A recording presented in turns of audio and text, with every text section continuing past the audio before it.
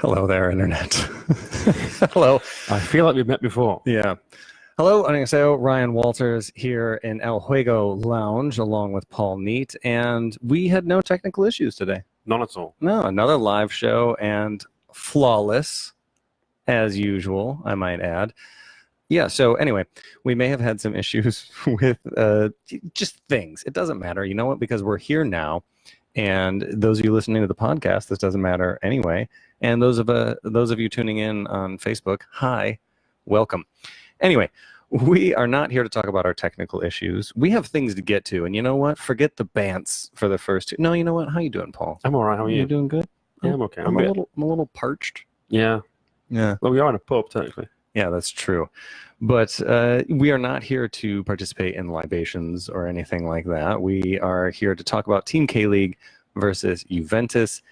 And I can't believe how fast it's come around, it really has. this game. Yeah, it really, really has come quite quickly. And I don't know that I'm ready for it. No, every time I think about the mix zone, I get nervous. Yeah, I usually do a pretty good job of studying the opponent, and I haven't. Juventus is a different story when it comes to that. I haven't watched them as much as I've watched K-League, but I've heard of some of these guys. There's a guy, something Ronaldo. He's Yeah. supposed to be quite good, I think. I hear they're okay at this chuku business, at this football, at this soccer. But anyway, yeah, we're going to talk about that. We're going to do a couple of other things, but we're not going to just talk about that because you and I, we have an affinity for the K-League too. We have some kind of unrequited love story with the K-League too, because I think I showed them enough love. Certainly my team, Dejan, and you two, Ryan, with your team.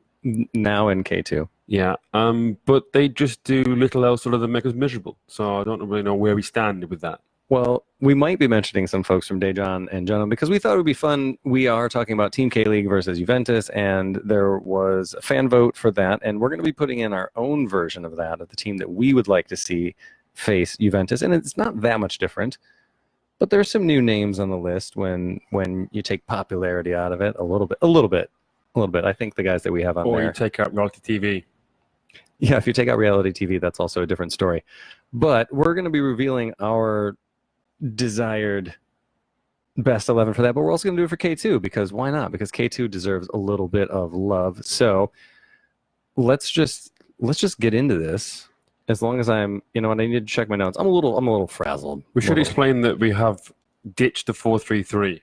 We've gone Mike Bassett style 4-4 flaming 2. Yeah, it's a PG show. So 4-4-2, and I think making a comeback. Yeah.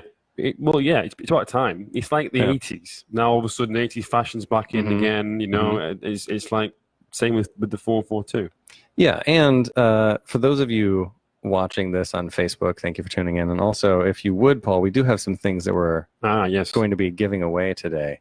Casually just lean under the desk here. Yeah, but there was a fan vote, and this gorgeous kit, I will describe it for those listening to the podcast, this FC Anyang kit, which is very sizable, but no name on the back, so you can go ahead and get your name printed on the back there. This one won the fan vote for the giveaway for podcast reviews, so that's the one we're giving away for that. But Anyang have never had a bad kit ever. No, they don't. The white and purple is gorgeous. This kit, again, for those listening to the podcast, it's white with some purple sleeves. It's lovely.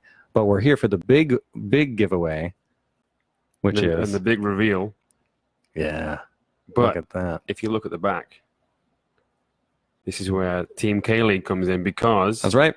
Mr. Chilhanu, the man himself, back in the K2 days, that's when this kit is from. It's a yellow Daegu FC keeper kit from Cho Hyun-woo's K2 days, and because of whatever transfer things are going on, he's still here, so he will be starting in that match, which is good news for us because when the lineup came out, we didn't know if Mix Discarud and Cho Hyun-woo were going to be there. Right. But they are both going to be there. So we're going to be giving those away. We're going to be doing a bunch of other things, but let's go ahead and get ourselves... Oh, there's also... Whoops. There's also a little announcement that we're going to have in a little bit. Technical issues threw things off. But anyway, we do have a somewhat sizable announcement that we're going to... Is it a second cat? It is a second cat. There's now the El Juego cat. Oh. Yeah. That's fantastic. Excellent news. One of the guys that runs El Juego, Sung-woo, is currently maybe a couple of feet away and also watching the video. Good news, buddy. There's a cat coming. Just get excited for that. The internet has spoken. Yeah. Anyway, which season is the Cho Hyun-woo kid is a question that just came in on Facebook. I believe it is the 2016 season. Which would have been the season they got promoted. Correct. I believe it's that one. Maybe 2017, but I'm pretty sure it's 2016. Anyway, Paul, speaking of K-League 2. Yes. Let's go ahead and let's go through our best 11 for K2. If K2 were able to trot out and have an all-star team of sorts. By the way, if the K1 team is facing Juventus, who do we think would be an appropriate match for K2 all-stars to face? Ooh, Preston North End. I was gonna throw out Chicago Fire, but I don't want to see the Fire embarrassed that badly. So I'll say okay. The North End. Yeah, maybe some sort of MLS would be good though. I think because you made comparisons between K-League and MLS before. So maybe K-League won. Well, yeah, but still, maybe this can show MLS why there should be promotion and relegation. Yeah, there you go. So Nelson Rodriguez, GM of the Chicago Fire. I know you're listening. Big fan of the pod. So just go ahead and make that happen. But let's start at the back. Let's start with the goalkeeper, and this is a man that you and I both know very well. And I'm going to say that I don't think it's a personal bias that had us put him in here. This is Park Jun-hyuk, who's with the Jeonnam Dragons now. He was with Daejeon Citizen last year. This man is just a pure shot stopper. We've talked about him almost every time we talk about the K2.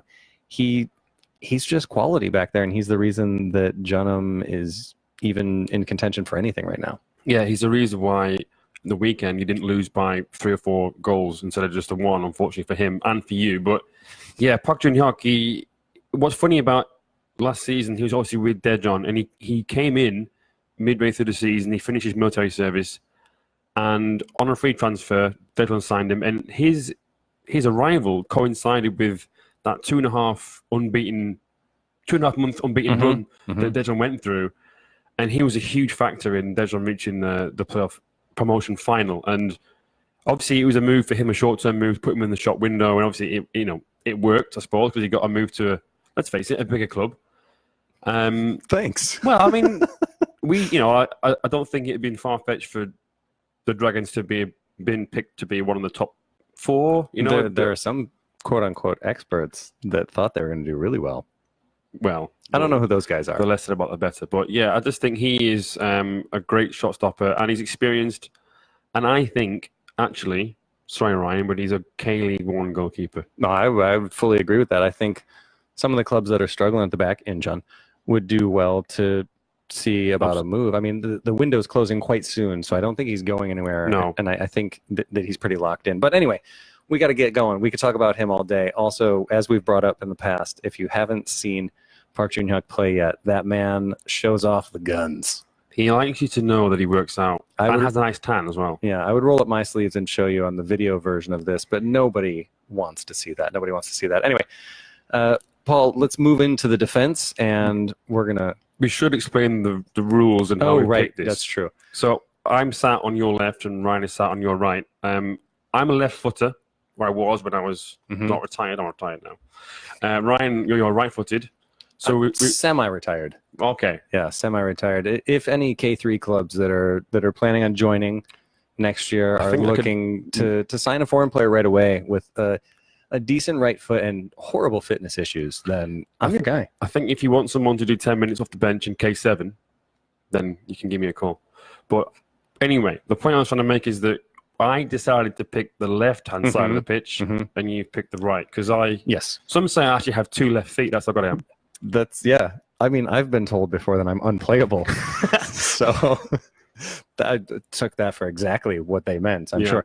Anyway, so you picked the left side of this, and I picked the right. And again, that's why we did a 4-4-2, because that way we each got 5 outfield players, 2 in the defense, 2 in the midfield, 1 up top. This is what we did for K1 as well. But K2, we're starting in the center. We're starting with the heart of this, with the left center back. Who you got? I got a Shumatov from Gwangju. I mean, 14 appearances, just the 1 goal. And up until the 7-1 loss to FC Anyang, he'd been in the side that shipped just 4 goals. So that's how much better that back 4 is with him in it. 84.3% passing accuracy, 85 interceptions, and aerial duels are at 53%. And he's just, for a young man, 23 years old, very solid. And we talked about Gwangju last year. The difference that they have this year is they can defend now. Yeah, exactly. The Anyang game aside, obviously, but before the weekend, they were looking like they were going to get to the season and only have shipped 25 goals or something ridiculous. But he's been very good for them. Yeah, he's been excellent. And unsurprisingly, the man that I have paired up with him is Lee Han-do, his usual center back partner, because like you say, up until that Anyang game, they were still in single-digit goals conceded for the season. This is a man that's winning over 50% of his aerial duels, which is massive for a center back. It could be a little bit better, but over half the time, that ain't bad. Nearly 60% success rate in all of his duels and tackles overall. And he's averaging a couple of blocks per match. I mean, he's just a lockdown center back. And again, when you're talking about pairing him up with someone, you got to pair him up with his usual partner. And just to keep things moving along. Oh, also 7 interceptions per match. Not bad for a center back. It's very good. Anyway, let's move along, and I'll throw it to the outside. Your usual position. It is. Replacing Paul Neat on the K2 All-Star roster is Park Soo-il from Daejeon Citizen. Now, I had to represent Daejeon somehow, and I just think this guy, because he's only 23 years of age, he's only a second-year professional, he's made the most appearances from Daejeon this season. They've had their issues, but he's been more or less there, ever present in that first 11, because whoever has been in charge, and there's been 3 managers now, knows that they can rely on him to put in a good performance. He can play left back, right back, centre midfield. But he's been very good. His pass accuracy is good. He's got a decent amount of interceptions. And both-footed, has pace. And last season, we're talking about this season, but last season he was the joint leading assist maker in K2 from left back, which is nothing to sneeze at there. Exactly. So he's my left back. There's only one man that can play right back in the world, and his name is Cheo Jin. Well, and that's, who else? That's who's out there, because at 30 whatever years of age, he is still... Age doesn't matter. It doesn't, because he's still captaining the Jeonnam Dragons. He leads them in minutes with over 1,600 minutes, about 20 matches into the season. He's winning 60% of his duels and averaging 5 interceptions per match. And this isn't even bringing up what he does bombing down the right wing. Usually, this year he's on the left, but his whole career he's been a right back. So I put him in at right back because that's where he belongs. Indeed. That's where he belongs. And yeah, that man is a big reason why this website exists, because I saw him play and was like, I got to write about this guy. Yeah. And he's still doing it. He's still doing it. So he's my right back for life, just like NWO. But you have got a shirt on with his name on, haven't you? I do. And I'm hoping to get another one. Need to get the black one this year with his name on the back. Yep. And anyway, keep things moving. Let's move up into the midfield. And again, we're going to start in the heart of things. We're going to start in the middle. And you have the left central midfielder there. Yes, I have Park Jong-woo from Busan I Park. He is a holding midfield player. So I think with the person that you're going to say next, being the way that he is, we probably have someone there to anchor the midfield would be a good idea.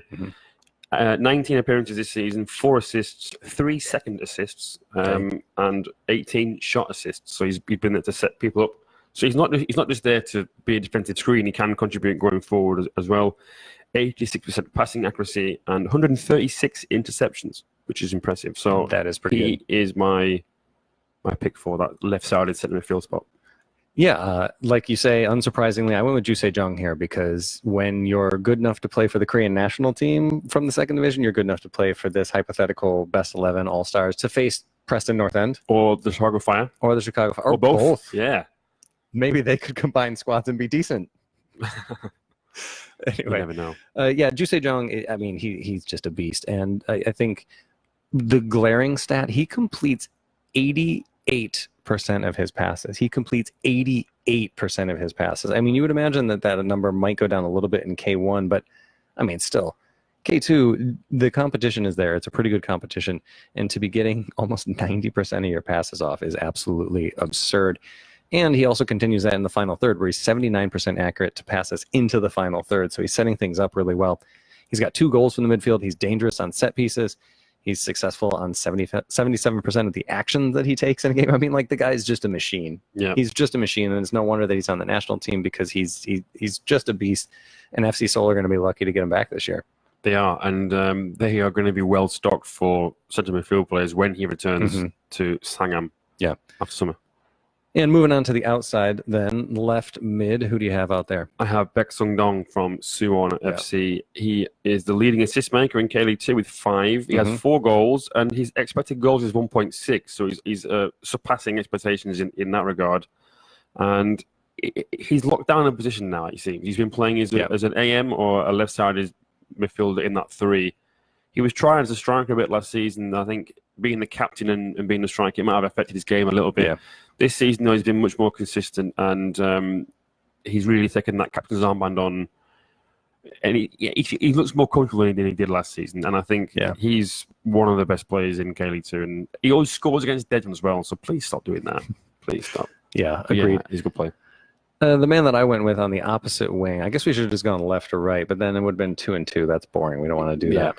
I went with Romulo from Busan iPark because, I mean, it's kind of based on last year, mainly because I think he had a stronger season last year. But this year, he's doing really well. He scored 9 goals. He's got 2 assists. It's a little bit above his expected goals, which was 8. I mean, it's a little bit above, but like he's performing where you would expect him to perform. Again, last year I thought he was playing a little bit better, but I love an inverted winger. And he's left-footed, cutting in, and I think that's the way that he gets a lot of his goals, and it's just fun to watch him play. He's got great pace, and there aren't many players that I would want in that position that can, again, they can get up and down the wing, but also he can just move in centrally so well. So that's who I had to put it right mid. Yeah, he's a good player, and you have to, I mean, sorry to Busan Park fans out there, but you have to wonder if they don't go up this season, where will he be? John and Dragons. Well, I mean, if you want to stay in K2, then yeah. But you think Busan's nice. Wait until you move to Gwangyang. The metropolis that is Gwangyang. Yeah, there's a steel yard there. Anyway, so that is the team thus far. Let's move up top here. And actually, I'm going to start here because mine's predictable and I like your pick. Okay. So I'm gonna go with, you'll be shocked for those folks that know K2. Felipe is starting up front for me on the right-hand side. He's got 14 goals this year. He's got 14 goals. That's his best ever. It doubles what he had last year for just 7. The man is a beast. He's winning almost half of his aerial duels as a striker, and he's getting 18 shot assists this season. And, I mean, just he holds the ball up well. He gets in there. He's scrappy. He can be the fox in the box type that you want him to be sometimes, and he can also just have the entire attack flow through him.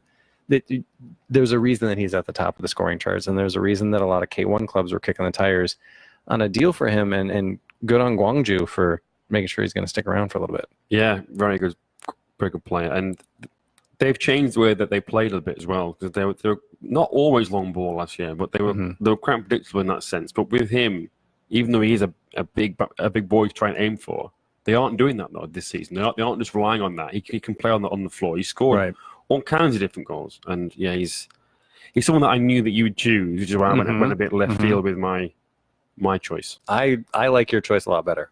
Mine, is Cho Kyu-sung from FC Anyang. 21 years old, first-year professional. He has played 18 times this season, 14 of which have come from the start. 3 assists as well. And he's just, every time I see him, he impresses me. He's quick. He's got a good touch. He links up well with that front 3 they've got there at Anyang, with Palacios being one of them. His expected goals is only 8.45, but he's got 10 for this season, and 4 of them have come as the first goals in games. He's getting some important goals as well, and 15 shot assists, which just shows how well he links up with the other 2 players playing alongside him. So for a first-year professional, he's doing astoundingly well. Yeah, and I think it's a situation that as he grows into the game a little bit more and into his body a little bit more, because he's 21, like he's not truly fully grown yet. And I think as he figures that out, he's going to score even more goals, because he just gets so many good opportunities every single time he plays. And I think once he gets a little more comfortable in that position, I think he's going to be even better. And I would love to see what he had in an all-star game of sorts. And, maybe in the future, instead of, and this is something we'll get into a little bit later, but instead of having European clubs come over, maybe we do a K2 versus K1. Yeah, why not? Well, they did it, didn't they? They did that. And also with Cho Kyu-sung as well, if you think about Gwangju last year, Na Sang-ho was scoring goals in K-League 2. There are a couple of other strikers and Korean strikers that are scoring goals. Lee Jong-hyuk is one of them. But Cho Kyu-sung, if he's doing this towards the end of the season, when the first round of friendlies and World Cup qualifiers come along, why is he not going to get a call-up? Well, when the EAFF E1 Football Championship comes around, yes, that's the actual name. Yeah. The E976854309 tournament, that is. But anyway, that'll be here on Korean shores. And, like you say, if he keeps going, why not have a look? Why not see how he can do in that? Anyway, We will have a graphic version of that up on social media a little bit later tomorrow. If you're listening to the podcast, then it's probably already up there. But if you're watching live on Facebook, then just give us a little bit of time. We have to prepare these things. In which case, if you haven't seen it, forget that you've seen it, and then be surprised when I say that I've just chosen Chucky's song. Yeah, shocking stuff, revelations. That's our K2 one, because we figured why not throw in the K2 side there and just see what they have to offer. But usually in the podcast, we would take a break right here. But since we're on Facebook, we're not going to do that. No. Now a word from our sponsors. There, and then the podcast version, then what it is. Welcome back, podcast listeners. Anyway, so we wanted to wait a little bit, and we wanted to put the meat of the sandwich right in the middle of this one, in between K2 and K1. And we have a bit of an announcement to make today, and that is that we are launching our very own Patreon page. It's been something that's been talked about for a while. We haven't done it for a while, but the timing feels right now. And, well, one of the big reasons that we're doing it is because we want to do more content. Yeah. We want to be able to get more. Well, all of us involved, have day jobs. And we need a little bit more budget to do the things that we want to do, to talk into the microphones that you can see if you see us on Facebook, to get more equipment, to get around this country a little bit more, and to just do a few more things. And I don't want to go into too much detail in the video / podcast version of this, patreon.com/KLeague United. There's details on there, but I think the gist of it is that we're trying to, oh, you know what? There is actually a curtain behind me here in the video. We're trying to pull back the curtain a little bit. Right. And just kind of give a little bit more of an inside view of this process and everything that it takes for us to get the shows and everything to where it is. And I think one of the big things, and this is something that you've been involved in, one of the other things that we're really trying to do right now, and this is where monetary value and things like that come in, we're really trying to support local football right now. Yeah, we're hoping that we can try and help put the word out there that there is a good league for people to join and take part in. I know from speaking to the people at FC Ints, a team that I used to play for, a team that we at Kill United sponsor. That's right. There is I'll wear that kit for one of the videos soon. Yeah, we should actually. It's a good one. There is a dwindling number of people out there to play in this league, and to the point where next season it could be just 6 teams. Now, I'm sure that there are people out there.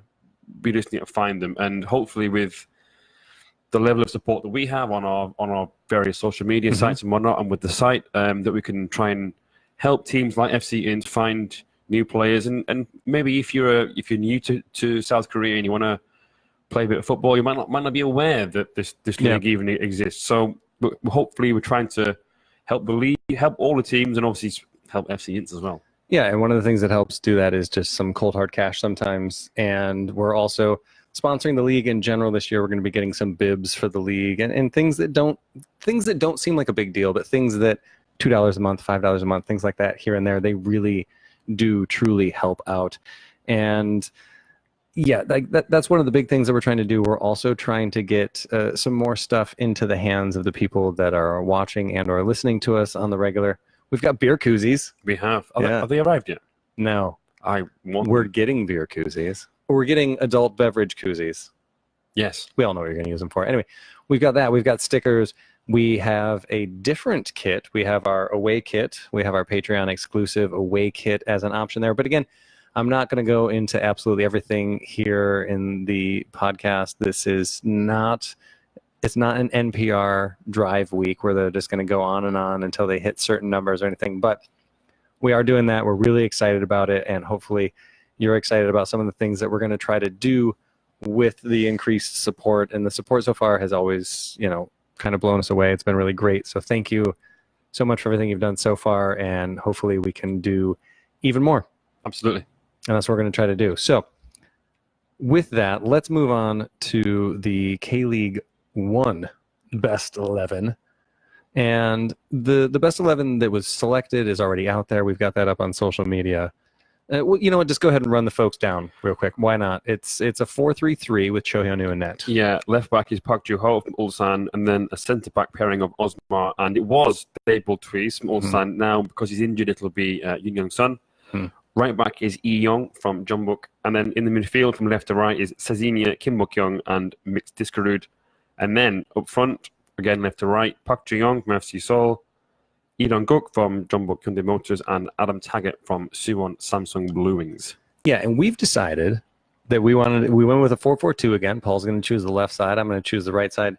And we wanted to get, I think the forward pairing that we chose might be able to run a little bit more. Yeah. And that's not a slight against the combined age of two of those people. But let's not forget, Lee Dong-guk, he is limping through games quite literally. Very literally. Yeah, like I don't know that he should be playing this game right now. Yeah, I mean... The man is ageless, but every now and again you need a break. Yeah, apparently it was uncomfortable for him just to wear a foot boot. His foot was swollen that much. But now, thankfully for Jeonbuk, they have Kim Sung-dae has come in and rumours to be somebody else. But yes. And as we've seen, Juventus is susceptible to shots from about half field. So maybe Lee Dong-guk doesn't even need to run. There you go. Just blast it in from there. Yep. That would make Matthew Binns very, very happy. Anyway, so that's the fan vote best 11. And we thought, why not go ahead and throw out our best 11. Again, in 4-4-2 style with Paul choosing the left. I'm choosing the right. Paul, you're going to start with the center back. So I'll just say that, surprise, surprise, Cho Hyun-woo is also who we decided to put in net because the man is a beast. There's a reason that he's fighting for the number one spot with the Korean national team right now, especially with the things going on with Kim Sung-gyu right now over in Japan. This might be Cho Hyun-woo's job to have soon, again, depending on what happens with his moves as well. But you've got a few really interesting stats on Cho Hyun-woo here. Yeah, he has the least goals conceded per 90 minutes of just 0.69. And he's conceded just one headed shot all season, which is the joint best in K-League 1. But some of those that are joint with him have played far fewer games than he has. His conceded goals expectation. I'll start again. His expected conceded goals is 17.14, and he's conceded 15. So he's doing better than he should be based on that. And reflex saves a success rate of 50%. So we all know how good he is. We can see that, but he does have stats to back it up as well. And yeah, we are thankful that he is still here to play in this game because you know, and I also think Dengue will be as well because I think when he puts in a good performance against the likes of Ronaldo, etc., they'll be saying about the price tag. Hang on a second. Yeah, exactly. So hopefully that's something that we can see happen there. Yeah. And let's go ahead and move into the defense. And again, we're going to start in the middle of the defense, with the heart of the defense. And there aren't many guys that I would rather have than who you chose here. Yeah, Kel Surprise. I've gone for Osmar from FC Seoul. You know, like you said, a left-footed, left-sided centre-back, then who else do you need, really? I mean, I was thinking about maybe picking him for the midfield. I know you prefer to play as a midfielder, but I just think that he's played so well as a centre-back for Seoul this season. I mean, he's played well everywhere he's played, even up front. But he's just such a calm head, and he would be my captain of this team. I'm not sure they've decided who that is, but he'd be my captain. You know who it's going to be. Yeah, you don't go. It's being played at Sangam. No. Oh, yeah. Surely it might be Sezinia because he's doing on the kit unveil thing. It's going to be Park Ji-young. Maybe. Anyway, Osmar's some stats to go at. 87% passing accuracy. To the final third, that's 83% from centre-back, which is impressive. That's pretty good. Long passes, 62%. Interceptions, 100. And he... Already 100 interceptions. And after having already led the league in interceptions in 2017. Yeah. Who better than Osmar? And it'll be good to see him play against some of the world's best. Yeah. And speaking of playing against the world's best, the man that I have pairing up with him is a man that was on the World Cup squad. Kind of surprised us that he was on there and then played really well. It's Yoon Young-sun, and he is having a good season in Ulsan. Ulsan has an amazingly stingy defense. They're susceptible to those, like, oops moments every now and again. Oops games, really. But he's just been locked down back there. 91% passing accuracy out of the back. It's just vital for moving the ball forward. He is 100% in his dribbles. 100% in his dribbles. Anytime that man's trying to do anything, he's just doing it. Anyway, he also has 118 interceptions. We were just saying that it's impressive that Osmar has 100 already. He has 118 interceptions. He's clearing the ball well. He organizes the back line well. He's a lockdown center back. He's a great choice. Yeah, he's very good. And he was, when I cast my vote on the Kelly side, he's one that I picked to be in my team. So if you hadn't picked him, my pod would have done. Yeah, well, he didn't make the fan vote for the best 11, but he is in there now. He's in there now, and I think that's the right choice. We just had a comment come in saying that we should be even more famous. So thank you. Are we famous to start with? Infamous, perhaps. Yeah. But thank you. Yeah, thank you. Do you know I met Young Son's dad once? Speaking of famous. Yeah. Yeah. I went to the Korea-Costa Rica game, the first under Paulo Bento, and I was sat next to his dad unwittingly. And then somebody told me, oh, you know this guy? I was like, well, why would I? And he showed me the picture of his son. I was like, wait a minute. Oh, that face looks familiar. Yeah, because he looked just like him anyway. Very nice chap. Yeah. There you go. Yeah. It's a small world. Anyway. Yeah. Let's move out to left back. Your position, again, we've moved up into the K1 position of this. If you're watching on Facebook, that's because into a new video for this segment. Part 2. Anyway. I went for Hong Chol from Suwon Blue Wings, and it was a tough choice because there's a lot of good left backs, I think, in K-League 1, and either him or Kim Jin-soo. I went for Hong Chol. I don't really know why, but I'll take some stats. Great. In all competitions, for Suwon Blue Wings and for Korea, this calendar year, he's got 7 assists. 4 have come in the K-League for Suwon Blue Wings. His passing's good, 80% accuracy rating, and he's 9th in K-League 1 for balls out wide into the box, but he's in the top 3 from those who are left backs. So as a left back, he's up there with the best in that regard. The difference between him and Kim Jin-soo and Ko Kwang-min, who also was thinking about, is that he's got the same amount of assists as Kim Jin-soo and more assists than Ko Kwang-min. He's only got 1. So, yeah, Hong Chol is a safe choice, I think. Yeah. I mean, yeah, also a fine choice. I went with the safe choice. I went with Chalk. I went with the man that is in the starting 11 and rightly in the starting 11. I think it's Lee Young. And Lee Young, there's a reason that he's still the right back of choice for the Korean national team. There's a reason that he still is playing at the highest level for Jeonbuk. He just gets the job done. He's very pacey. He's very good defensively. He's pinging in quite a few crosses. He's 3rd in K1, averaging almost 5 crosses every 90 minutes. And he has the 3rd most crosses of any of the right backs. And getting up and down the wings now for the wing backs, that's becoming a lot more common in K-League than it was even just a few years ago. But we talked about passing accuracy earlier and how important that was for Ju Se-jung and the likes. It's especially important for him because a lot of times Jeonbuk's attack will start with him a lot of times. He's completing 83% of his passes at all times and under a lot of pressure sometimes as well. So Lee Young, also, you can't keep that hair out of the lineup.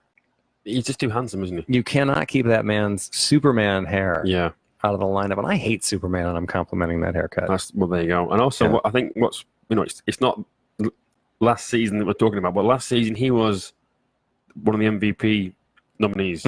Rightfully so. As a right back, which says a lot. So, yeah, absolutely. Fantastic player. Well, let's move up into the midfield, and the man that you have here is I can't have him as one of the MVP candidates yet, but man, has he been fun to watch. Yeah, Ikram Alibayev from FC Seoul. He's taken to Kelly like a duck to water. He really has. 5 assists, 4 second assists, 20 shot assists, and he's got 3 goals as well for his endeavours. His passing's good, 81% passing accuracy, 51 interceptions, which is not bad for an attacking midfield player. And I just like his energy. He's got good movement and he links up well with his teammates. And he makes smart balls into like the likes of Goyahan and the wing backs and stuff. So he actually said that he wanted to play in this game. He was really determined to try and get that fan vote. Unfortunately, he didn't. But he will have earned a rest this coming weekend. Yes. FC Seoul obviously going through a little bit of a tough patch in the sense that they've not won the last 2 games. So he might want to just have a little rest and come back stronger the next week. Like I say, it is well timed, especially considering the schedule that they've got once they get back from this break. Right. And the man that I have partnered with him is somebody that we just have been talking a ton about lately, and in my opinion, rightfully so. And he's in the starting lineup for the best 11, the fan vote 11 there, and it's mixed discrude. he is playing to the point that he's starting to get a lot of attention back in the U.S. media. I've noticed that, of how well he's doing. Which, hey, U.S. fans, there is a league over here, and it's pretty fun to watch. But anyway, indeed. There are so many comments that are like, "Oh, I don't know how to follow it." Just search. Anyway, that's my people's fans. That's the American fan accent. Anyway, enough about that. Mix. This man, we've been talking a lot about passing accuracy, but he's completing almost 90%. He's completing 87% of his passes, and 79% of those are into the final third. He has just vision for days. And he's a linchpin for that attack. Ulsan was deadly last year. Ulsan's been pretty good for a while, but they just look completely different with him in the lineup this year. The vision that he has, and like just some of the cheeky little flicks that he's had to set up goals this year. There have been, I think, at least like 3 or maybe even 4 of these like no-look little back heels to somebody making a run. The defender's not even bothering to mark. So, there's no way he's getting that over there. And he just gets these nice, the assist for Kim Boy-Kang at the weekend. Yeah, exactly. Perfect example. You know what? The mix to me is like a metronome. Mm-hmm. Makes that team tick. And I'm so happy for the league, first and foremost, but also for Ulsan that he signed a new extension. Yeah, fantastic. Yeah, it's great for us to have him around. I don't know the length of that extension. I presume it's just till the end of the season. But even if he stays, now that he's staying, then Ulsan obviously they're going to be really going for that title. Yeah, if they get the title and they're back in, obviously they'll be back in ACL next year, and they've got the title. I think he might stick around even longer if he hasn't already signed for a little bit longer. Hopefully we can get some more information on that. But anyway. Happy to have him around. Speaking of another man that we're happy to have in the league is the person you have at left mid. Yeah, I have Cezinha from Daegu FC, a man that Matthew Binns called the K-League's David Silva. Now we're calling David Silva the Premier League's Cezinha. That's how good he is. Matthew Binns' words, not mine. I can't plagiarize the great Matthew Binns, but as for Cezinha, he's got 9 goals, 6 assists. In K-League 1, it's 8 goals and 4 assists. Mm-hmm. Most shots in K1. Most shots per 90 minutes. Most shots on target with 41%. Most shots from outside the box. Most shots from open play. I'm sensing a trend here. That's Cezinha. Yeah. He has been a good player for a number of years. Mm-hmm. Since his K2 days. Excuse me. I thought it was a controversy. We're going to talk K2 Gate. K2 Gate. No, since his K2 days. But he's just every year he gets better and better. And I think this is an early thing to say, but maybe K-League 1 MVP this season. Could be. I don't think that's outlandish. He's been fantastic, and he's one of the reasons that Daegu is where they are. Yeah. The man that I've got on the opposite flank of him is somebody who I think may have popped up a little bit recently in form, but I couldn't help but put him in here, and it's Luck. And I love watching him play. I think FC Seoul were foolish to get rid of him. I think Jeju were shrewd to pick him up, and I think he's really going to help Jeju survive this relegation battle that they're in right now. He's just a ton of fun to watch play, just absolutely audacious in the best ways with some of the shots that he takes. And audacity with shots from distance isn't necessarily something that we always want to see out of K-League players, because some of them should just rein that in a little bit and take the smart pass that's 10 yards away. But he can hit those, and he hits them with pace. And more than that, he's just so good at setting things up. We saw this when he was with FC Seoul. We're starting to see it now with Jeju. He's the second highest in touches in the box with 75 already this year. He has 7 goals, which is better than his expected goals. He's got an assist in there, which I think just 1 is really low. I'm really surprised by that. But hopefully now that things are turning around in Jeju and he's getting a little bit more minutes, we'll see more of that. And again, this is another guy that's pretty accurate with his passing. Not as good as some of the other players that we've mentioned, but 79% of his passes are finding the mark.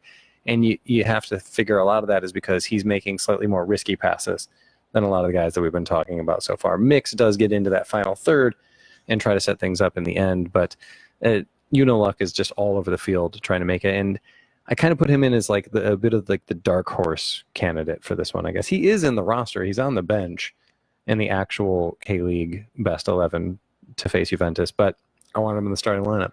Yeah, and he's playing in a front 3 as well. There's like a wide forward, whereas with FC Seoul 2 years ago, he was playing as an out-and-out left winger, out-and-out winger. So he's adding more goals to his game, it seems, obviously based on his recent performances. But yeah, I like Luck, and not like you said, Ryan, it was foolish for Seoul to let him go, let him and obviously others go as well. But he was the second leading assist maker in K1 that year. So very foolish. Yep. Anyway, yeah. Speaking of FC Seoul, let's talk about their rivals. Let's start. Let's go ahead and start with you on this one. Well, who else other than Adam Taggart from Suwon Blue Wings? Because right now, as we speak, he's leading goal scorer with 12 in the league. He's got just one assist, but if he's scoring the goals, then you can't be setting up as well.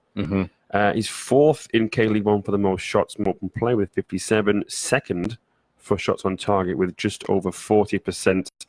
And he just looks like he's so confident at the moment. Everything he touches seems to turn to a goal. He's in the thick of it, of everything that Suwon Blue Wings do. And even though they've had their problems defensively a little bit, they had that very slow start, but he was the one player that was getting them through games. He was the one reason why not one reason, but one of the main reasons why there was some optimism. Yeah, because he was such a good signing, and now we're seeing it with 12 league goals, and he's on course to go for the Golden Boot.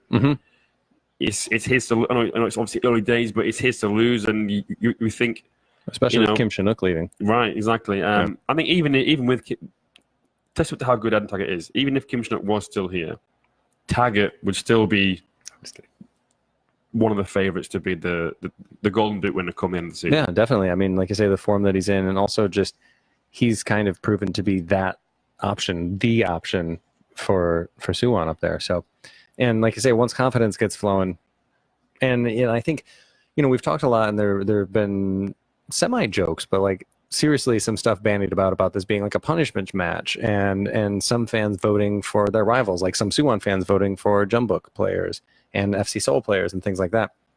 But I think for Taggart, what a great continuation of what's been a tremendous year for him. He's just killing it in the league right now. Got him back into the Socceroos squad, and he didn't get a ton of minutes in that game, but he's back on the radar. I would imagine he will continue to be a part of that squad given his league form right now. And for him to continue to just get on the stage more, to play against Juventus, I think is going to be really big for him. And he's in that starting 11. And I just think the exposure, and again, the confidence that's going to come. I mean, I don't care about the scoreline because, this isn't a game that really matters. The scoreline doesn't matter at all. This is a game that's here to have fun. I hope it's 7-6. I'll take that. Well, if it's Gangman against Pohang, it might be. Yeah, right. But I just think that just being out there on the field and in his mind saying, I can go toe-to-toe with these guys. I can keep up at this pace. Yeah. I can do this. And much like we were talking about some of the other players that might earn them a move away, hopefully it doesn't get Adam Taggart to move away. He's fine where he is. Soon. You leave him alone. He's not good. Too soon. Yeah. But I think it's going to be really good for him to just kind of gauge himself and see where he is with things. And another man that I am hoping to see do that is Junior with Ulsan Hyundai. And I wanted to say Alexander Pesic because he has just been lights out for FC Seoul this year, but he's hurt right now. He's injured. So he's not going to be in there. So instead, I put in Junior. And Junior is a man that I feel like we need to talk about him more because every time we talk about Ulsan, we're talking about the tremendous summer signings that they had. We're talking about Mix Discrude. We're talking about Kim Bo-kyung. We're talking about like this whole squad because Ulsan's just having a really fun, really great year. But a lot of that is because he is still a ruthless, out-and-out striker up top. He's second in K1 for the amount of headed shots, so he's getting up there and doing things that way. But we also know that he's extremely dangerous with his feet. He's fourth in K1 with about 4 shots every single match, and he's getting a lot of those on target, which again, that's not always the case in K-League of people just firing it in, but he's getting it on target about 40% of the time. So when you're leading in shots, you're getting it on target almost more than anybody else. Then things are going to go well, and things have gone well for him so far this season. And he's also, just to show where he is with the club and what he offers the club, no one in K-League has touched the ball inside of the opposition box more than Junior. That just shows what kind of striker that he is. Yeah. In the box, he comes alive. And he's, deadly. And he seems like a nice bloke as well, doesn't he? He does. And he gave his acceptance speech for the award that he won at the K-League Awards last year in English. So why haven't we had him on the show yet? We're going to fit him in behind us. That's why we're launching a Patreon, so we can go down to Ulsan. KTX tickets are not cheap, Actually, that's very true. They're not. But that's not, it's not necessarily not what it's for. Anyway, if you're just tuning in, we did decide to launch Patreon, patreon.com/KLeagueUnited. Just go check it out there. I'm not going to bore you with the details. But this is usually where we would say we're going to take a quick break. But we're not going to do that. No. We could just like hop off camera and just put on like the elevator music for a second. I don't think people want to stick around for that though. But we are into the mailbag segment here in this video edition of the podcast. Or are we? Or are we? Actually, yes, because there was one thing that we meant to do first. And that is for people just tuning in, can we get the... Wait there, sorry. Those of you tuning into the video edition. Which one first? Oh, the Anyang one. Okay. Do we have our names? No. Okay. Anyway, look at that. First up, we have this FC Anyang kit, and well, we were going to draw this live, but then we realized we forgot to put the names in a poll. Yeah. So if you did enter this competition, then you still have a chance of winning. Yeah. So if you left us a podcast review wherever you download your podcast, this kit's going away to the winner of that. And due to technical issues, we didn't get all of our things in time. It was just an excuse to show the shirts again because they are very nice. You know, we'll announce the winners on social media where it belongs anyway. But we are giving away this FC Anyang shirt, and we are also giving away Cho Hyun-woo's, we believe, 2016 goalkeeper kit. It's a lovely yellow kit. And these both come with shorts. The Anyang one comes with some purple socks as well. Very nice in the winter. Yeah, when we say... Football socks are underrated in the winter. Put that under some jeans, you're good to go. Yeah, and when we say kit, we literally mean the full kit. Yep. Shorts, socks, markings, shirt, the lot. Everything. It's all very lovely. And if we hadn't maybe forgot the sheet that we printed at work today, then we could have announced the winners live. But anyway, we'll get them up. We'll put them in the comments, and we're building suspense, Ryan. We're building even more suspense. We have these. We're going to give them away. We'll take care of it. But in the meantime, we're into the mailbag. We're into the post bag. We're into the post bag. Paul's post bag. Okay, so the first question in Paul's post bag is from our very own Dan Croydon. Hi, Dan. He says the All-Star, well, we'll say Team K-League forward lineup looks questionable. Not sure they complement each other. Who would you pick as your front three combination? Mine would be Taggart, Kim Sung-dae, and of course Junior. Yeah, so we kind of cheated on this one. We went with a 4-4-2. Yeah, I did write down my three if push came to shove. I'm going to side with Dan here. Yeah, I'm fine with that. You like that? Are you just lazy? Well, I mean, I don't necessarily love Taggart on the wing. I would say that. Well, no. So actually, oh god. Well, I have to admit this. Park Ji-yeon? No, I would put Moon Sun Min in there.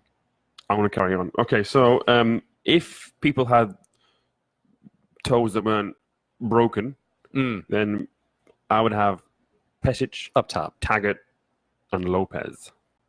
Lopez, yeah. How have we got this far and not mentioned Lopez? I don't know. Honestly. Oh my goodness, what an oversight. There's a question coming later on that will touch that anyway. Okay. So that's my front three. But coming from the wing, absolutely. Yeah. See, the thing is, I like Taggart in the middle. Oh more. Yeah, I know. I mean, and really, it's to just make it flippant, it's Sophie's choice whether you want him or Pesic up top. Sophie's Choice, by the way, for those people that don't know, is a very old movie. I'm an old man. Anyway, I think it's difficult because, like Dan said, they don't complement each other. But some do as a front two, some do as a front three, and Lopez is a player that would play in a front three. Taggart is not. No. And neither is Pesic either. So I don't love that the best 11 that's going to be facing Juventus is 4-3-3 because I agree with Dan. I don't think they pair up very well. And Cezinha shouldn't really be in a midfield three. No. He should be on the left of that front three, in my opinion. In my humble opinion, anyway. Go ahead, throw him up there with Lopez flanking either Taggart or Pesic. And since Pesic is hurt, let's say that it's Cezinha, Taggart, and Lopez. And Park Dong-jin. Get out of my face. Anyway, I'll move on because we have although he has actually, I shouldn't even say that. Go on. Park Dong-jin has been great. I'll tell you lately. We're going to have a podcast just about how to convert a defender into a striker because he's been tremendous for FC Seoul. A how-to guide. Yeah. Because we know. Well, he does. We'll ask him. Yeah. Anyway, Matthew Binns has sent a question in. Who? Exactly. He said, which Juventus player would make it into Team K-League? And vice versa. Well, I'll tell you who can't and will not make it into Team K-League. Buffon? Yeah. Because he can't. Yeah, we'll get him a Korean passport. We'll try. Yeah, he's still got a few years left in him. Yeah. He's got a good couple of years left in him. All of them? Yeah, I think all of them. And that's not to discredit the Team K League. There's some absolutely superb players in there, but we're talking about Juventus here. This is. I think he's being a bit flippant and asking the other way around. Yeah. And it's difficult. It's difficult because I don't know how you replace somebody that's already earned a starting spot on Juventus. I don't know how you can go straight from K League to Juventus unless you look like you got something here. Cezinha would make the bench for the big team. No, Cezinha would. I mean, in terms of hey, that ain't bad. Well, in terms of their style of play, I would like to see Osmar. He would be suited to Serie A, I think. Considered patient build-up play, and obviously they like defenders in Serie A. We know that. Osmar will be good, and Cezinha just because I like him. Do we have stats on dives? Because I'm sure anybody that's going to the ground a lot would be great in Serie A. That's a generalization, man. It happens to be a true one, though. Okay. Right. Anyway, nobody dives in K League. Never. Or in any other league in the world. It's not just a part of the game that we have to accept. No. All right, next question we have from James Edrupt, which is a two-parter because one half was on Twitter, one half was on Facebook, so we've combined it into one. All right. He said, are there any players that did make it into the Team K League that you think should have been selected? He says that Kunimoto from Gyeongnam is not fit, unfortunately, and that's why he isn't in there. If he was fit, he would have been in. Oh, 100% agree. Kunimoto is a beast. I mean, I love watching him play. Recently, on the Asian Game podcast that I did with Daeon was saying he's his favorite player for Gyeongnam, if not in the league. I mean, and Gyeongnam, he was saying even last year when they had Marcao that he still liked watching Kunimoto better.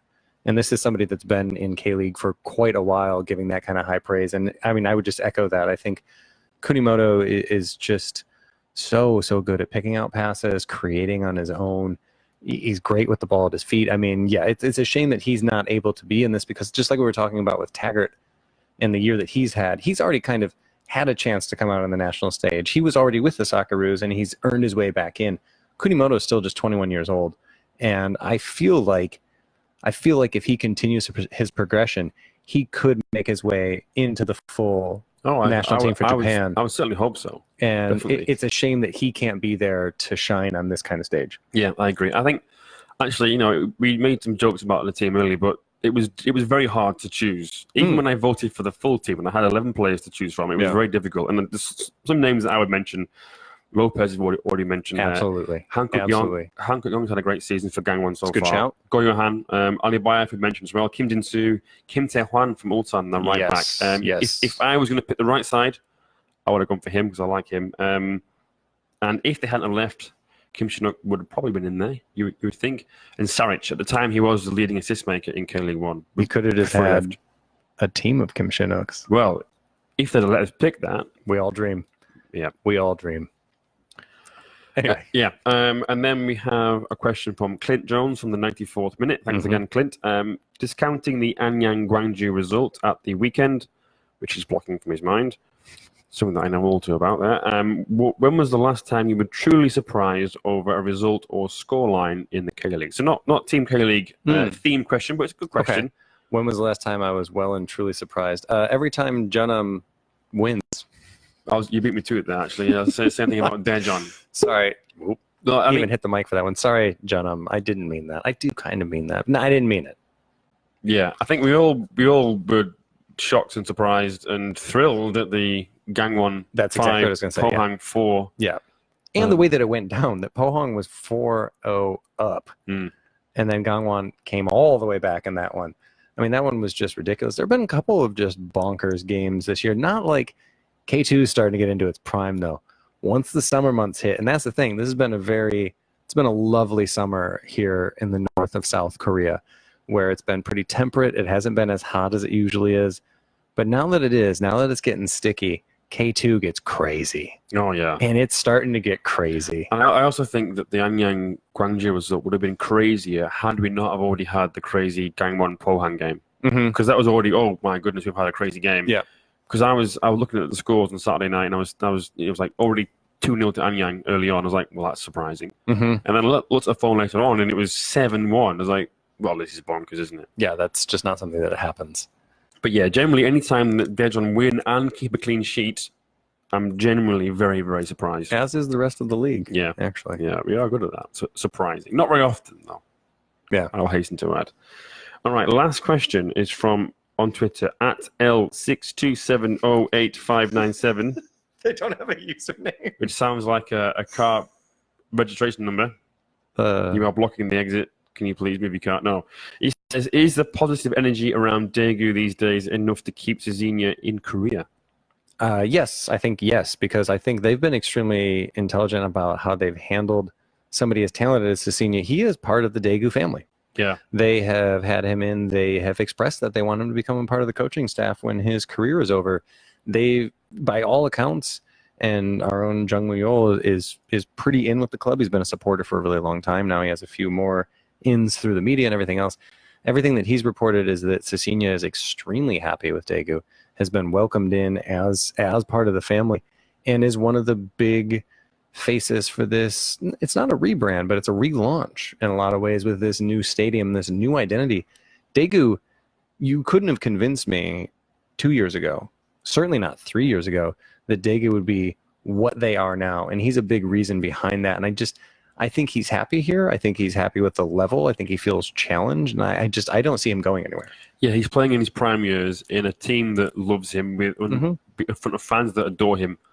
And yes, he might have that nagging feeling in the back of his mind that I'm 30 years old, I want to go and get one last big payday. But what, he goes somewhere else and he doesn't have that same connection with the club and the fans, then it's all for nothing, you know? So I hope so. And I think that the fact that Daegu are now pushing for ACL again, I mean, it's unlikely that they do that, but they're certainly on course for a top 6 finish. Then, well, I mean, who knows, though? We've been saying this year that 4th isn't going to be good enough to get ACL. But yeah, it might be. But if it's anybody other than Suwon that wins the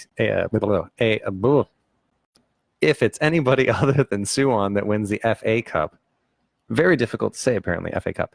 Anyway, if anybody other than Suwon wins the FA Cup, then that 4th place team is going to get ACL positioning, because even Sangju, who's in K1, they don't have the certifications to host AFC Champions League. So 4th place could be good enough this year. We'll see. Yeah, there was a second part to that question, unrelated, but it was about promotion and relegation. When that comes in, if and when, would that spell the end for teams like Seoul Eland? It would certainly force them to take a harder look in the mirror, in my opinion, because I think that they are a club that have not made enough changes over the years when, well, God, they've made so many changes, though, haven't they? They're a team that just hasn't had to take that look in the mirror of, oh, we're going to go down a peg. Like, we're going down to the 3rd division now. And I think that needs to be there. I mean, I just think that that's really important, especially for clubs that came in as ambitious as Seoul Eland did, for them to fall as far as they have from those expectations to now just maybe we can be competitive. I don't know if it would be the end of the team. I feel like it would certainly be the end of Eland's participation in the team, and that might not be a bad thing.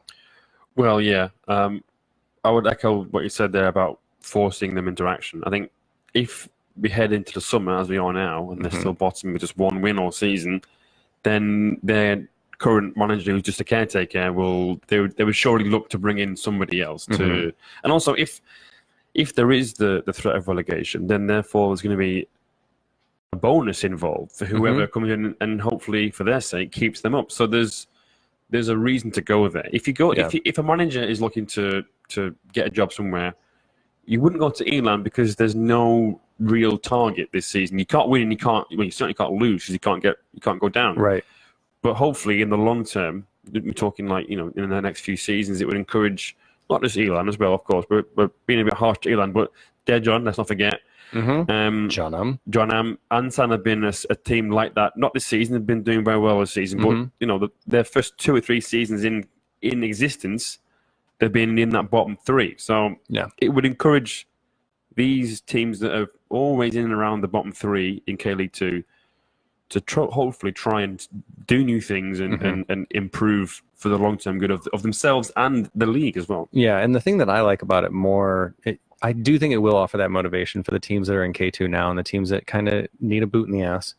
But I like what it would do for the teams that would be in the third division, because we've seen the talent that's on display there. They're still in the FA Cup. We see it every year in the FA Cup, and we hear from players that have gone and watched the third division that there's talent there. And I'm more excited about the pyramid opening up in the way that I think it'll motivate those teams to do even more. And going back to Daegu is the perfect model of what you can do. They haven't broken the bank. They've just been very intelligent. They've spent wisely with what they've had. And I think even a K3 club could see what they've done and think, oh, well, we could get up there. We could do that. We could be a K1 club that's competitive. We could win an FA Cup.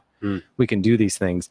And then I think once we see a team from the lower divisions do that, or one of the teams like we're talking about, like Daejeon, Jeonnam, Seoul Eland, these clubs that are struggling right now, I think they might see that as encouraging and kind of lift themselves up or get relegated. Yep. Yeah. So hopefully that happens. The vote's happening soon. The current K3 advanced and National League clubs are going to vote whether or not they want to be a part of the new third division that's going to come into effect next year. We don't know for sure whether or not that's going to be, if there's going to be an open road for promotion into K-League 2, but fingers crossed, let's hope that it is. I hope so. But that is about it for us in this edition. Thank you for dealing with our technical issues. For the folks that planned on watching us on YouTube and came over to Facebook, those of you listening to the podcast, easy breezy for you. And thank you for listening as always. Speaking of the podcast, if you would like to listen to us live, you may do so every Thursday on Football Nation Radio down in Australia.